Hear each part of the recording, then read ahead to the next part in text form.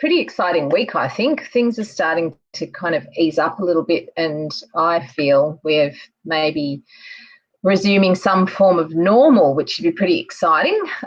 So I hope you've all had a good week. I'm going to get straight into the questions. It's been great to see the response we've been getting, which is fantastic. So I'll start today with Narelle. Every time I eat carbs, my weight skyrockets. That's the first part of her question. And the second question is about, are we getting enough iron in our BN multi-capsules? So when you start eating carbs, I don't know why they're demonized, because they're not poison. They're not, you do need them, and your brain runs on carbohydrates, so it's good to have them in your diet. It just depends on where you're getting your carbs from. So having a look again, like I mentioned last week, the glycemic index of your carbs is a good thing to get to understand. And looking for low glycemic index foods when you're looking at taking in carbohydrate. So just on the weight gain and carbs, it depends on whether it's 3 weeks later after you've started eating carbohydrates and you're gaining weight, or is it like an overnight thing where you're puffing up and feeling like you're gaining weight on the scales. So the short-term weight gain, when you're including carbohydrate in your diet, can be because they carry a lot of water. So I think from memory, every gram of carbohydrates has the ability to carry 9 molecules of water. So that's also why when you start your very low calorie diet, often the weight gain will be very quick, and a lot of it is fluid in that at least the first week or so. You'll lose a lot of fluid when you start eliminating carbohydrate. So yes, you may find that your weight will fluctuate, and some people it tends to be, it happens to them quite exponentially. If you're including carbohydrate and the next day you've gained 1 kilogram or something like that, or it seems really weird, I would look at food intolerance. So if it's carbohydrates in the form of bread, pasta, that sort of thing, I would explore whether there's a little bit of gluten sensitivity, perhaps. I'm saying perhaps. If there's like leaky gut, or it's called, the real name for it is intestinal permeability.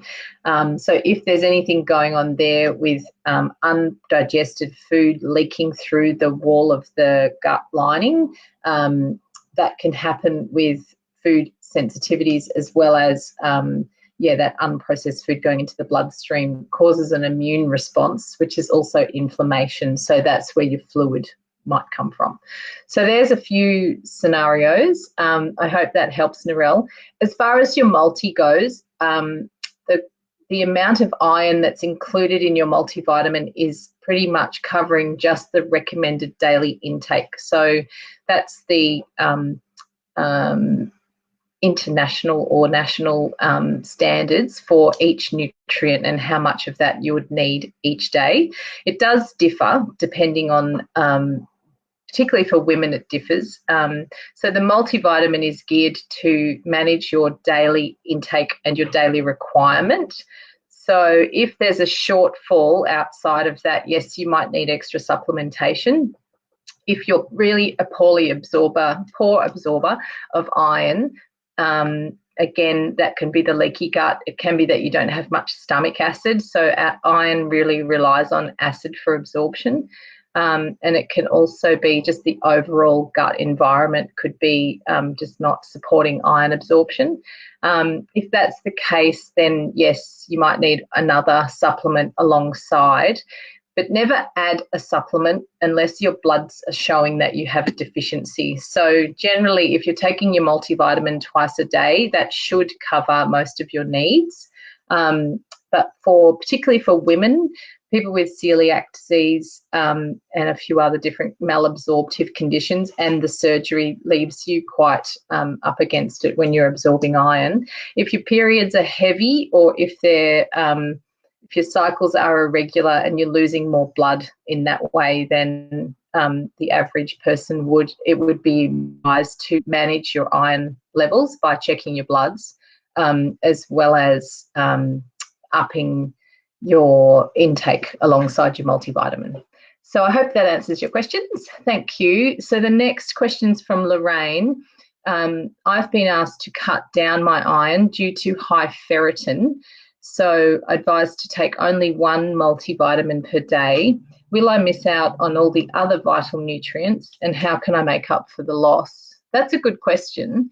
When ferritin is high, there's two things that can be happening perhaps as a suggestion is when ferritin is high, if it's really high and your intake of iron is not off the charts, if there's looks like it's a discrepancy, it can be that there's inflammation or infection present. So when those two things exist in the body, iron actually feeds bacteria or infection. So the body's way of managing infection is to pick up all the iron that's in the serum or in the blood and shuttle it back to the liver for storage, and that's what's called ferritin.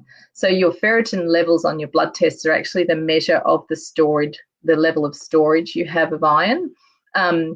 If that's differing really greatly between two different blood tests, I would suggest there's something going on as far as infection or inflammation, perhaps, just giving you some guidance. The other thing that would push that up is a condition called hemochromatosis, which is a genetic condition, and it means your iron levels will become high, and also that condition will require, some people need quite regular, like a bloodletting. They release blood to reduce your iron as well. So it's something to check if your ferritin is off the charts and it's, there's no real reason that you're not being sort of over supplementing. For a weight loss surgery patient to have high iron or high ferritin, I would say there's something else going on other than just supplementation or too much in the diet. It's pretty unusual. The other thing is that it could be that you don't have the nutrients required to actually use that iron. So that's more if your blood iron is high, the actual iron reading. If that's quite high, it can mean that the B12 and B6 and B3 are missing and they're not helping you to store that iron as ferritin.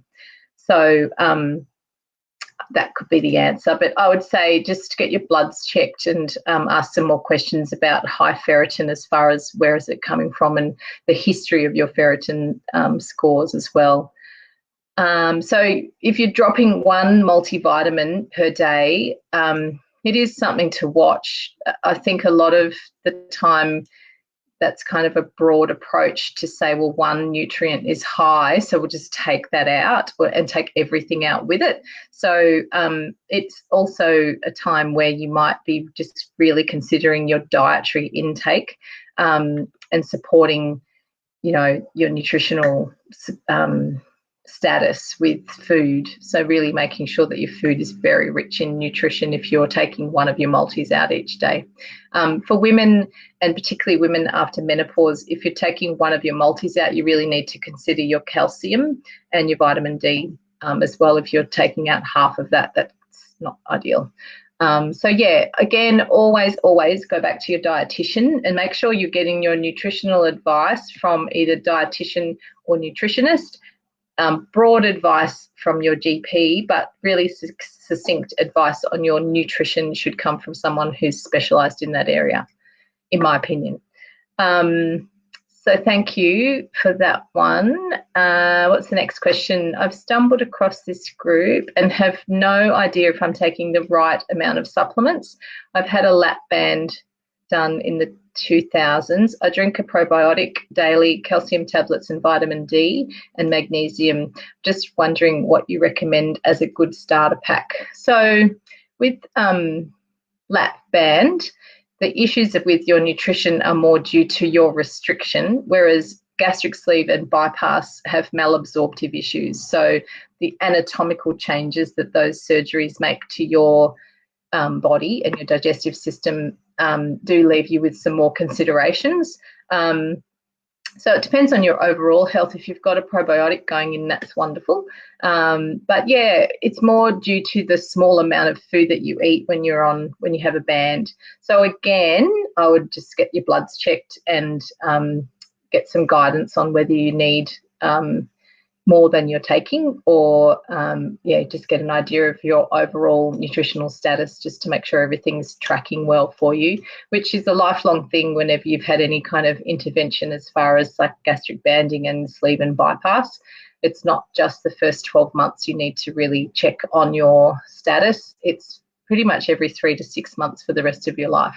So again, I would recommend pop into your GP and just let them know you just want to check out all of your nutritional levels, and that it's just a general checkup. And then based on those results, you would get some advice on whether there's certain nutrients you would need to boost.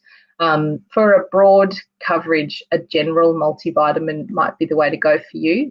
But yeah, again, checking on your levels, particularly same as a weight loss surgery patient, B12, iron, calcium, that sort of thing, and just making sure that they're all tracking well for you. Thanks. Thank you for that, Helen. Then Lorraine has asked, when pre-op, when I was on Optifast, I took the whole sachet.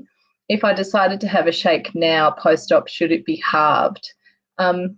That's an interesting question. It depends on whether it's a snack or a meal. So the Optifast is based on replacing a meal. So it has a certain amount of calories and a certain amount of nutrition in it.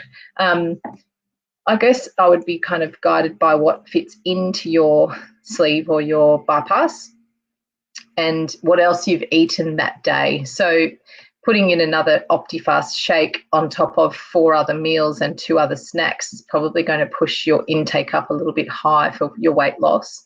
But yeah, there's no reason. I would suggest for if you're replacing breakfast with an Opti shake, do try and have the whole thing, because nutritionally that's targeting 1 meal replacement. So a meal is roughly kind of 3 to 350 calories. You'll find 20 grams of protein and your other sort of broad nutrients as well. So you could sip it if it's not fitting in physically, and just keep your nutrition levels up. Thank you. So Nanny Chook, I'm having 4 hot milk coffees a day. Is this much milk good for you? Plus, I'm having 4 standard coffees as well. What is something I could drink to cut it back or cut it out? So there's a few different things to look at there. Is that 4 milky coffees, are they filling you up too much, and are you missing out on food as a result of that? There's quite a lot of energy in the milky coffee as opposed to getting some good nutrition from a meal perhaps.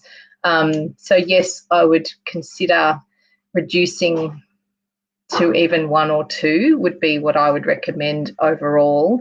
And just, maybe swapping those other ones out for some kind of more nutritionally focused food, or even a smoothie or something like that if you like to drink. And now that winter's coming in, people will start to have their appetites increase. So it's looking at filling that space with good alternatives.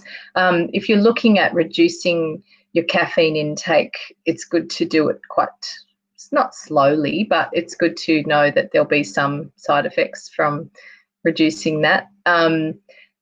4 to 6 coffees a day is significant caffeine intake, which means you'll be losing a lot of water.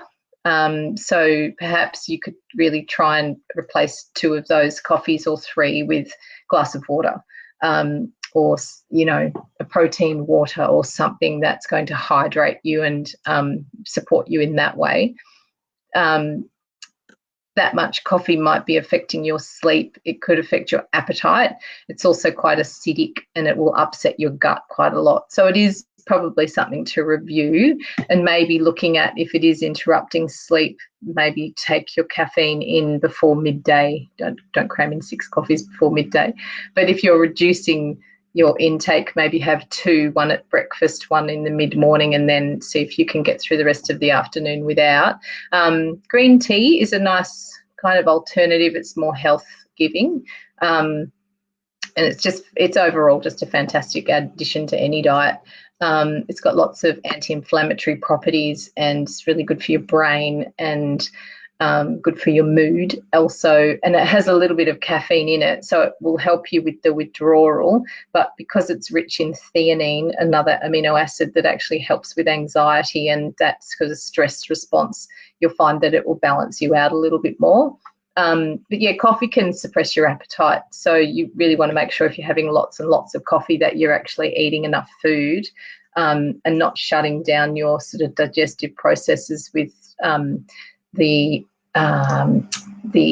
excitement that coffee gives us, and the adrenaline and cortisol is actually, it slows down your digestion and can help to contribute to furthering malabsorption as well. So I hope that one helped as well. Thank you for checking in. The chia seed pudding was a bit of a hit during the week, which I'm really happy about because they're so good for you. So Penny says, I made your chia seed pudding recipe for breakfast this week and super yummy. In a book I've been reading, there's research showing we don't always digest all of the calories in whole food plant-based products. Wondering if we are digesting all of the nutritional content, or are we pooping out a portion of it? So any food, we don't necessarily draw all of the energy or all of the nutrients out of it. Particularly high fibre foods. Fibre basically is just a great addition. It's more like an internal broom where it's not actually fully digested, and that's the benefit of it. It fills us up because it's not soluble. Some are, but not all of them. So in answer to that, I'll just shut the door. Noisy. Sorry, it's my friends are calling their children teen prisoners because we're all stuck at home. So I have a teen prisoner with me today, working hard at school. So in answer to your question, and also as a result of the surgery, part of the surgery's benefit is that it stops the absorption of all of the calories in your food as well. So not only does it slow down absorption of nutrition from the anatomical changes and the reduction in stomach acid and that sort of thing, but there is a caloric, there is a part of the food that the calories are not absorbed as well. So it's kind of a broad answer. And it doesn't necessarily have to be that it's plant-based foods that we don't absorb all of. Highly fibrous foods we definitely don't, because that's what the bulk is in the stool. So if you've got a high protein diet, you'll notice if you're putting in a lot of protein and not much fruit and veggies, you're not pooing as much because the proteins are actually utilized in the body. Whereas with fibrous foods, they have a lot of the excess, and the waste that we excrete is just the undigested parts of that and the byproducts of the whole digestive process. So I wouldn't stress out about not absorbing food or plant-based food. It's packed with nutrition that we're not going to miss much of it anyway. There's another part to your question, Penny, and it says, also it seems to me this recipe is super good for gut health because anything we don't fully break down with our teeth leaves undigested fibre to pass through the system to exactly where we need it for our microbiome to feed on. Yeah, so any kind of fibre in the diet is what we call, not any, but some fibres are better at feeding the microbiome, the insoluble fibres and the short-chain fatty acids. So when fibre goes in, we call that a prebiotic food.